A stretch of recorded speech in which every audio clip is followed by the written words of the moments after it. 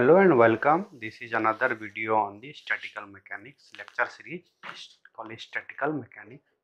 In this video, I am going to explain the concept of heat and also the first law of thermodynamics. In the last video, I have explained the zeroth law of thermodynamics.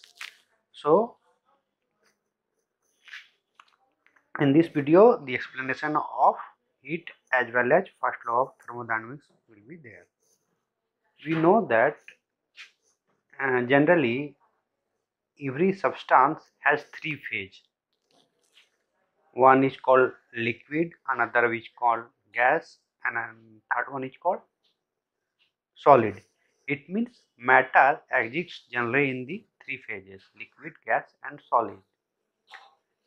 And also, according to the observation, it is known that between these two phases there are equilibrium conditions.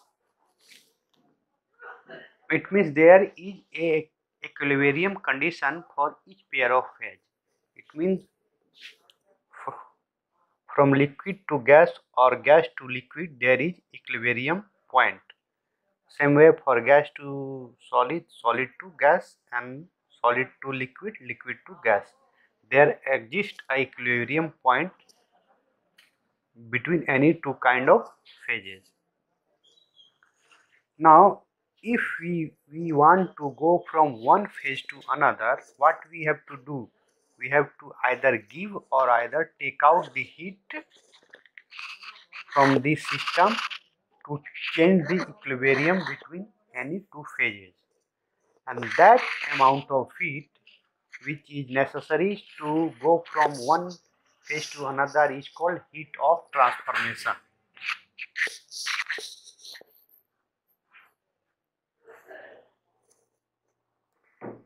Now, as I said, that heat of transformation is the amount of heat to change from one phase to another or to change the equilibrium between any two phases. And in this process, temperature and pressure will always remain constant.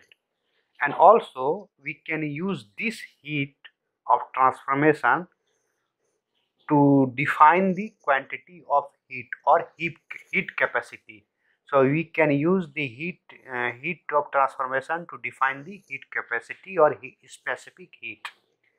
And also, according to the observation as well as experiment, it is known that the heat of transformation is always inversely proportional to amount of material which we use in the experiment. It means heat of transformation depends on the amount of material. Suppose there is n gram of substance is there to change the phase, then it will take n times more heat than the 1 gram of substance for the phase change.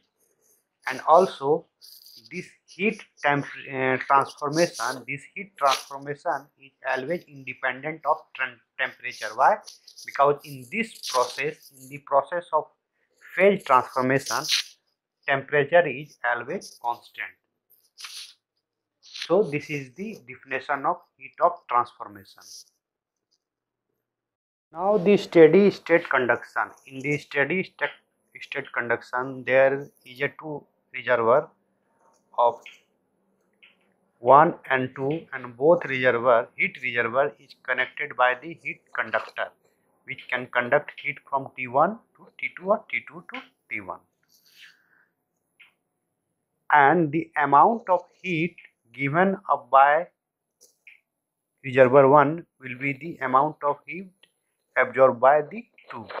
And in this condition, temperature of T1 is greater than T2. It means heat will flow from hot to cold.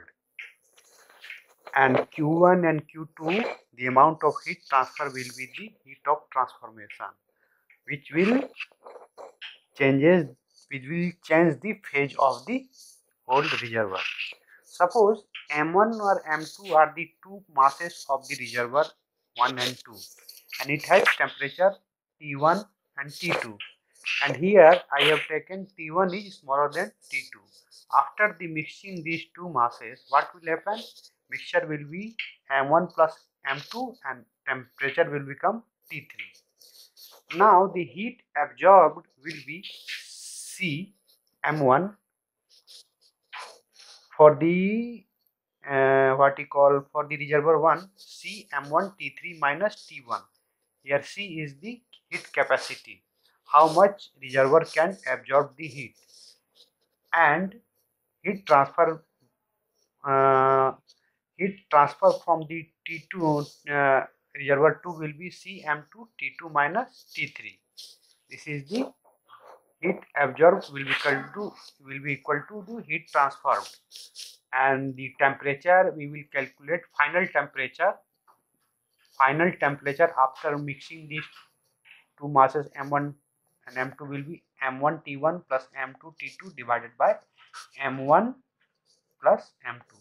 This is the final temperature after mixing M1 and M2 two different masses of two different temperature.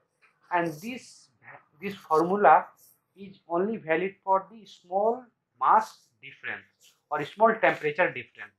And also this T3 also depends on the P or V as the constant. It means after the mixture, the pressure or volume must remain at the constant. Suppose there is a small variation in the temperature T3, which will be, let's suppose that in the final temperature T3 there is a small variation where it is equal to T1 plus dt. dt is the small change in the T3, and the T2, the temperature of the T2 is also has some small variation T1 plus dt1. Then what will happen? Again we will find the heat capacity. This one T3 and this one T2. In this condition, T3 has a small variation and T2 also has a small variation. And if we put these two into this one like this, we get dt is equal to m2 divided by m1 plus m2 dt1. dt is the small variation in the final temperature T3. Now, then what will be the heat transformation? Heat transformation will be the mCT dt. CT is the heat capacity. So it is we have to integrate this one, and finally we get 0 to the m0 to 2 CT dt.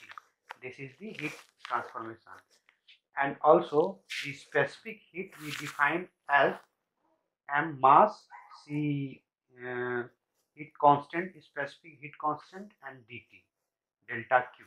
So this is the specific heat for the mass m, and also this is the what we call steady heat conduction.